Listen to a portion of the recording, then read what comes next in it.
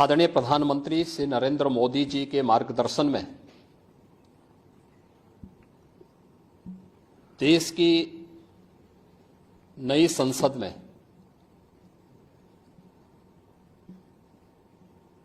माननीय वित्त मंत्री जी ने देश का आम बजट प्रस्तुत किया है।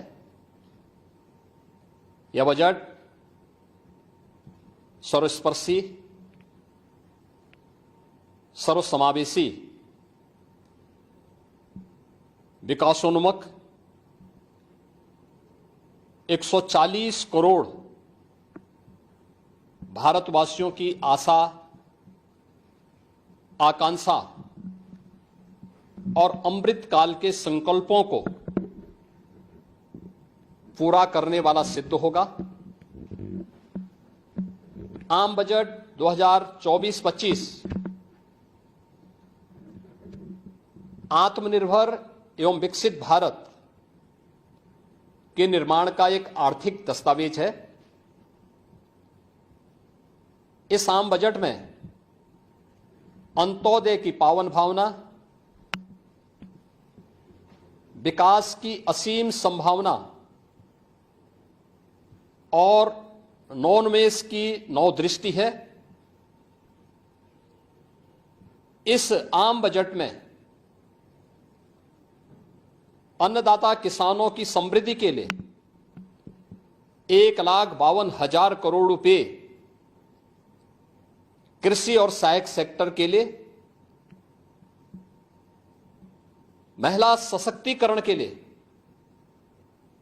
3 लाख करोड़ रुपए से अधिक का प्रावधान किया गया है। स्वाभाविक रूप से आधी आबादी, देश के सबसे बड़े राज्य उत्तर प्रदेश की आधी आबादी इससे सर्वाधिक लाभान्वित होने वाली है, और खासतौर पर तब जब उत्तर प्रदेश 2020 से ही मिशन शक्ति के कार्यक्रम को प्रभावी ढंग से यहां पर जमीनी धरातल पर उतार रहा है। सर्वाधिक अन्नदाता किसान उत्तर प्रदेश के अंदर निवास कर रहा है। उन अन्नदाता किसानों की समृद्धि में आज संसद में प्रस्तुत आम बजट बड़ी भूमिका का निर्वहन करने वाला है। युवाओं के लिए लाखों नौकरियों के साथ साथ मध्यम वर्गीय परिवार के लिए प्रत्यक्ष कर यानी इनकम टैक्स में जो नए टैक्स स्लैब की घोषणा हुई है, ये सभी अभिनंदनीय है, स्वागत योग्य है।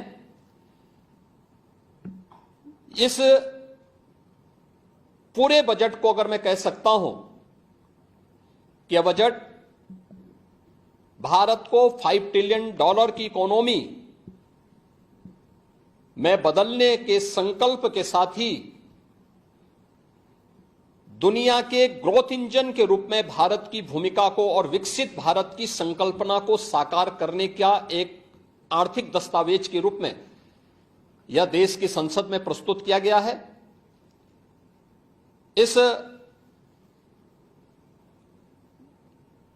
140 करोड़ जनता जनार्दन के लिए समर्पित, उनकी आशा, उनकी आकांक्षा और अमृत काल के संकल्पों को पूरा करने वाले इस बजट के लिए मैं आदरणीय प्रधानमंत्री जी के प्रति आभार व्यक्त करता हूं।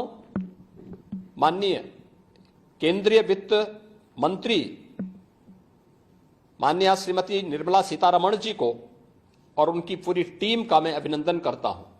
मध्यम वर्ग को राहत देने के लिए इस आम बजट में जो उपाय किए गए उसको लेकर क्या कहना है? देखिए, मध्यम वर्गीय परिवार में टैक्स के बारे में सबसे बड़ी छूट आज उपलब्ध हुई है, और यह लंबे वर्ष समय से यह मांग चली आ रही थी। 3 लाख तक के प्रत्यक्ष कर यानी इनकम टैक्स में कोई भी टैक्स नहीं लगेगा।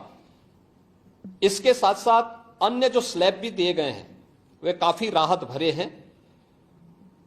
अलग अलग सेक्टर के लिए जो प्रावधान किए गए हैं, गांव के लिए, गरीब के लिए, किसान के लिए, नौजवान के लिए, एमएसएमई सेक्टर के लिए, ये लाखों नौकरियों को क्रिएट इससे होगा। इंडस्ट्री के लिए जो प्रावधान किए गए हैं मुझे लगता है ये सभी स्वागत योग्य हैं और नौजवानों के लिए, समाज के हर तबके के लिए, महिला सशक्तिकरण के लिए, अन्नदाता किसानों के लिए, सभी तबके के लिए जो कुछ भी प्रावधान इसमें किया गया है, मैं कह सकता हूं कि यह राम राज्य की अवधारणा को साकार करने वाला एक सर्वस्पर्शी, सर्वसमावेशी और विकासोन्मुख बजट के रूप में यह मोदी 3 का यह पहला बजट जाना जाएगा।